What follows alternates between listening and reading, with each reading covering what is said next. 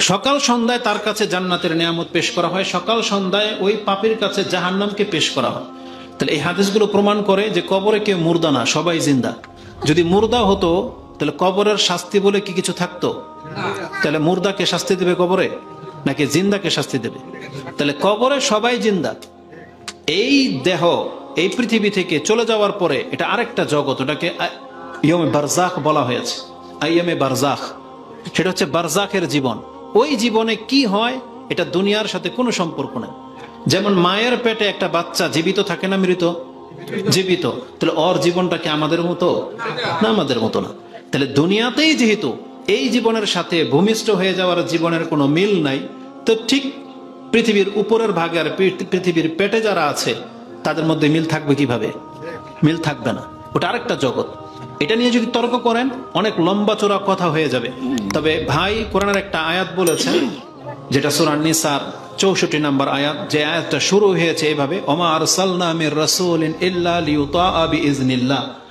আমি রাসূলদেরকে পাঠিয়েছি কেবল আমার ইচ্ছায়, এই রাসূলদের অনুসরণ করা হোক, এটা তোমরা বাধ্য। তার মানে পুরো পৃথিবীর মানুষ রাসূলদেরকে অনুসরণ করতে আমরা বাধ্য, এই জন্য রাসূল এসেছে। তারপরে বলা হয়েছে মুনাফিকদের সম্পর্কে যে তারা যদি আপনার কাছে আসে এবং আপনি যদি আল্লাহর কাছে ক্ষমা চেয়ে দেন, আল্লাহ তাদেরকে ক্ষমা করে দিবেন। ওই আয়াতের এই অংশটা সঠিক তাফসীরকারদের মত হলো সেটা রাসূল সাল্লাল্লাহু আলাইহি ওয়াসাল্লামের জীবদ্দশার পর্যন্ত খাস। তিনি মরে গেছেন, এখন এই অংশটুকু আর হবে না। কেউ গিয়ে রাসূল সাল্লাল্লাহু আলাইহি ওয়াসাল্লামের কবরের পাশে গিয়ে ক্ষমা চাইতে হবে, এটা আর নাই। কারণ ক্ষমা চাওয়া, তওবা করার জন্য এটা আল্লাহ উন্মুক্ত করে দিয়েছেন। এখন যে যেখানে আছে সেখান থেকে আল্লাহর কাছে তওবা করতে হবে। যদি এটা না হতো তাহলে আমাদের যারা বড় পাপী, আমরা নাজাত পেতাম কিভাবে? আমাদের সবাইকে মদিনায় যাওয়া বাধ্য হয়ে যেত, তাই না? জীবন আজ পর্যন্ত শুনছেন যে তওবা করার জন্য মদিনায় যাওয়া লাগে?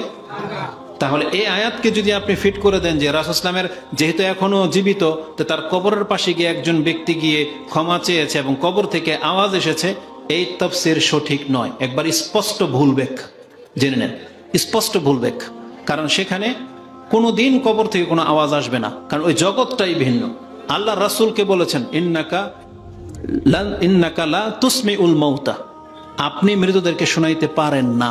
এই ক্ষমতা রাসূলকে দেওয়া হয় নাই। আর কোনো ব্যক্তি কিভাবে কবরে গিয়ে মুরতাদের কাছ থেকে জবাব পাবে? প্রশ্নই ওঠে না।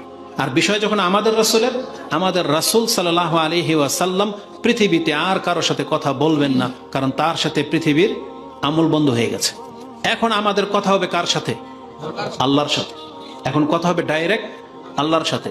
আপনি কি মনে করেন রাসূলুল্লাহ সাল্লাল্লাহু আলাইহি ওয়াসাল্লাম কবরে জীবিত, হাসান হোসাইন শহীদ হয়ে যাচ্ছে, ওমর রাদিয়াল্লাহু তাআলা আনহু তার পাশে মিম্বরে দাঁড়িয়ে সালাত আদায় করতেছে, যখন ওই ফাইরোজ তাকে চাকু দিয়ে আঘাত করলো, রাসূলুল্লাহ সাল্লাল্লাহু আলাইহি ওয়াসাল্লাম তাহলে সতর্ক কেন করলেন না কবর থেকে যে ওমর সাবধান? অনেক দৃষ্টান্ত দেওয়া যেতে পারে, আমরা ওদিকে যাব না, তর্কের দিকে যাব না, আপনাকে সহজ কথা বলে দিই। কোরআন থাকতে আরো তো পেঁয়াজ বোঝ করার দরকার নাই। আমি তো বলেছি আমার বিদ্যা কম, তবে এটা আকীদাগত বিষয়ের দিকে এটা শুধরানো দরকার আছে।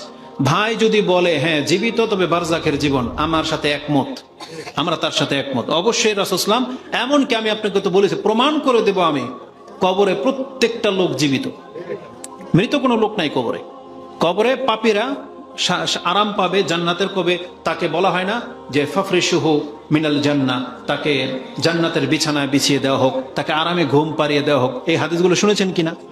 আর কবরে যারা পাপী তাদের কবরে শাস্তি হবে না? রাসূল বলেছেন এই দুই ব্যক্তির কবরে আযাব হচ্ছে কেন? একজন চকুলখড়ি করত আর একজন প্রস্রাব থেকে বাঁচত না। তাহলে ওই ব্যক্তি যদি মৃত্যুই হইতো তাহলে আযাব কারে হয়? লজিক বোঝেন কথা? তাহলে আমরা স্পষ্ট ভাষায় বিশ্বাসী, আমরা ওই হামতাম করা পার্টি না। বাংলার জমিনের যদি পুরো জাতি গুমরা হয়ে যায়, সেখানে আমরা হক বলতে একটু আমরা দ্বিধা করি না, কারণ আমরা আল্লাহ সুবহানাহু ওয়া তাআলার ভিত্তিতে কথা বলি। কারণ ভুল ভুলই কিন্তু। তাহলে এই সেন্সে সবাই জীবিত, সেই সেন্সে আমাদের নবী মুহাম্মদ সাল্লাল্লাহু আলাইহি ওয়াসাল্লামও জীবিত। তবে আপনাকে মানতে হবে এটা দুনিয়ার জীবন না, এটা আলাদা একটা জগৎ। ওটা কিভাবে আছেন এটা একমাত্র আল্লাহ ভালো জানেন, এটা আল্লাহ কাউকে জানাই নেই। তবে রাসূলুল্লাহ সাল্লাল্লাহু আলাইহি ওয়াসাল্লামকে এই যে আপনি এখানে বসে যদি বলেন আল্লাহুম্মা সাল্লি আলা মুহাম্মদ, আপনার এই সালাম রাসূল পর্যন্ত পৌঁছে যাবে। এবং রাসূল সাল্লাল্লাহু আলাইহি ওয়াসাল্লামকে আত্মা ফেরত দেওয়া হয়, এবং রাসূল প্রত্যেক ব্যক্তির সালামের জবাব দেন। কবরের মধ্যে ফেরেশতারা নিযুক্তি আছেন। ফেরেশতারা, আপনাকে যেতে হবে না মদিনায়, আপনি এখানে বসে যে সকাল সন্ধ্যায় যে দুরূদগুলো পড়েন, এগুলো একটা সময় আল্লাহর ফেরেশতারা স্বয়ং রাসূল ইসলামের কাছে পৌঁছে দেয়। আল্লাহ সেই ব্যবস্থা করিয়ে রেখেছে এবং নাম ধরে বলে অমুকের ছেলে অমুক আপনার উপরে সালাম পাঠিয়েছে এবং জবাব দেয়। আপনি কি মনে করেন বিষয়টা অত্যন্ত সেন্সিটিভ? তো কিন্তু আকীদাটাকে ঠিক করতে হবে যে রাসূলুল্লাহ সাল্লাল্লাহু আলাইহি ওয়াসাল্লাম কেন, পৃথিবীর সবাইকে একদিন মরতে হবে। আর কোরআনে এই কথাটা 3টা আয়াতে আল্লাহ রিপিট করেছেন। আমি আপনাকে নাম্বার সহ বলতেছি। সূরা আলে ইমরান 3 নম্বর সূরা 185 নম্বর আয়াত, তাতে আল্লাহ বলেছেন কুল্লু নাফসিন যায়িকাতুল মাউত। সেম আয়াত সূরা আনকাবুত 29 নম্বর সূরার 57 নম্বর আয়াতে রয়েছে কুল্লু নাফসিন যায়িকাতুল মাউত। একই আয়াত সূরা আম্বিয়া 21 নম্বর সূরার 34-35 নম্বরে পেয়ে যাবেন। এখানে বলা হয়েছে কুল্লু নাফসিন যায়িকাতুল মাউত, মানে প্রত্যেকটা নাফসকে মৃত্যুর স্বাদ গ্রহণ করতেই হবে। তাহলে আমাদের নবীকে কি নাফস দেওয়া হয়নি?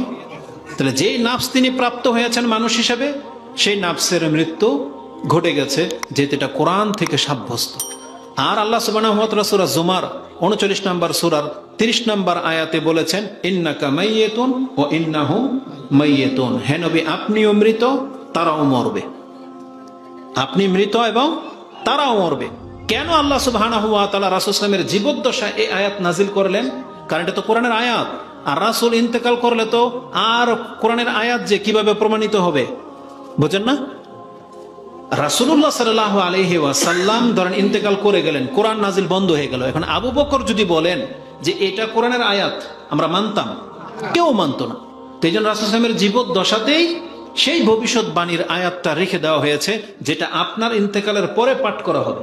তার মানে এর অর্থ আপনার ইন্তেকালের পরে সেটা জাতি বুঝতে পারবে যে হ্যাঁ আমাদের নবী মুহাম্মদ সাল্লাল্লাহু আলাইহি ওয়াসাল্লাম ইন্তেকাল করেছেন। এই জন্য কোরআন আয়াতে সেটা রেখে দেওয়া হয়েছে। সবচেয়ে চমৎকার আয়াত এই ক্ষেত্রে সূরা আম্বিয়া 21 নম্বর আয়াতের 21 নম্বর সূরার 33 কত বলেন 34-35 নম্বরে আপনি পেয়ে যাবেন। তাতে কি আছে জানেন? আল্লাহ একটা এক্সাম্পল দিয়েছেন। আল্লাহু আকবার। চিরঞ্জীব হাইয়ুল কাইয়ুম, এটা একমাত্র কার গুণ? আল্লাহর গুণ। আল্লাহর গুণ। আল্লাহ সুবহানাহু ওয়া তাআলা ধরেন এটা মুহাম্মদ সাল্লাল্লাহু আলাইহি ওয়াসাল্লাম, মানে এখন রাসূল সাল্লাল্লাহু আলাইহি ওয়াসাল্লামের সাথে আল্লাহর কথা হচ্ছে। আল্লাহ বলতেছেন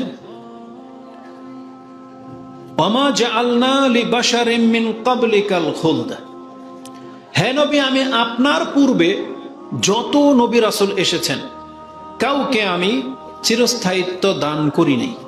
মিন ক্বাবলিকাল খুলদ মানে পৃথিবীতে তারা চিরস্থায়ী হয়ে যাবে, আপনার পূর্বে এই মর্যাদা আমি আর কাউকে দেইনি। মানে আদম থেকে নিয়ে শুরু করে যত মানুষের জন্ম পৃথিবীতে হয়েছে সবাইকেই মরতে হয়েছে। ওমা জাআলনা লিবাশারিন মিন ক্বাবলিকাল খুলদ, কথাটা আবার মনে রাখেন যে আপনার পূর্বে এটা আমি কাউকেই দেই নাই। আফা ইম্মিত্তা, এখন আপনি যদি মরে যান, ফাহুমুল খালিদুন, আপনার পরে যারা পৃথিবীতে আসবে তারা কি চিরস্থায়িত্ব পাবে? তারপর আল্লাহ বলেছেন কুল্লু নাফসিন যায়িকাতুল মাউত, প্রত্যেকটা মানুষকে মরতে হবে।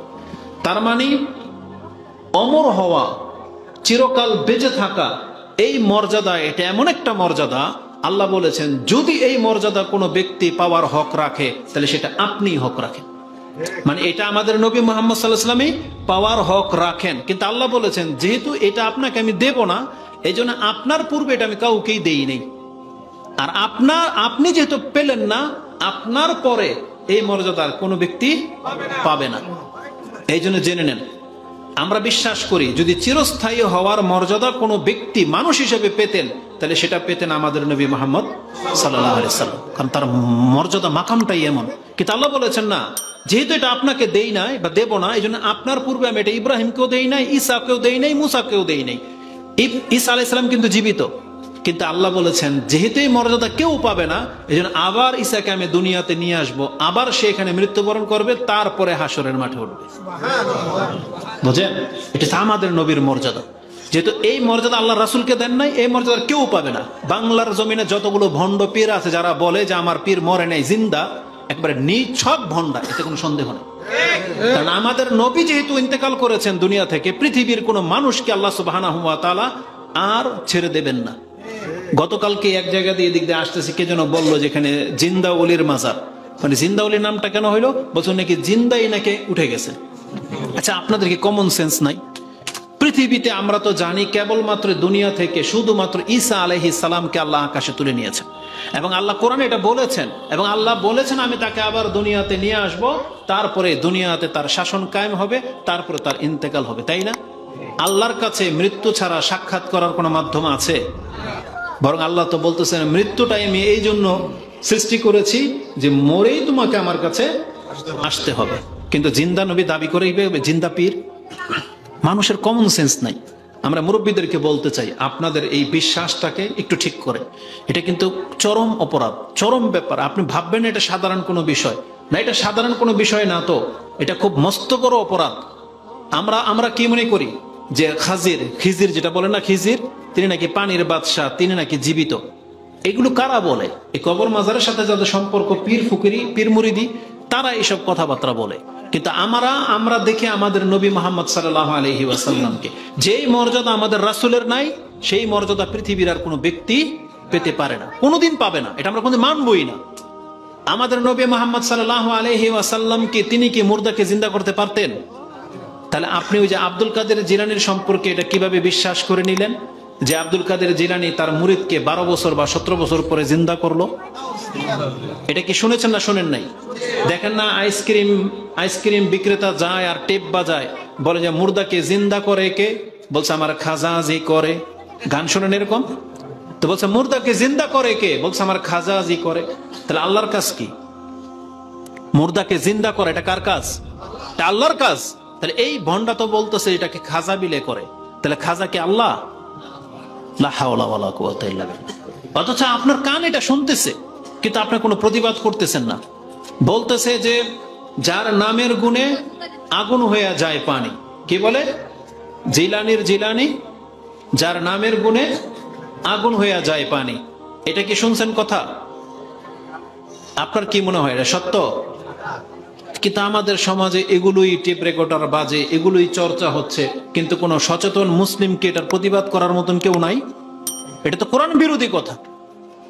আরে আমরা সব কাজ করে আল্লাহর নাম নিয়ে বিসমিল্লাহ বলে, আর এখানে আব্দুল কাদের জিলানীর নাম নেওয়া হচ্ছে, মানে যে তার নামের গুণে আগুন পানি হয়ে যায়। মিথ্যার একটা লিমিট থাকে, মিথ্যার একটা কিছু সীমারেখা থাকে, কিন্তু মানুষ যখন মিথ্যা এবং ভণ্ডামের উপরে এমন হাত পার করে দেয়, এরপরে কিন্তু আর তার ইসলাম থাকে না। এই জন্য বুঝে শুনে কথা বলতে হবে। এই মুখের জবান কিন্তু মারাত্মক জিনিস।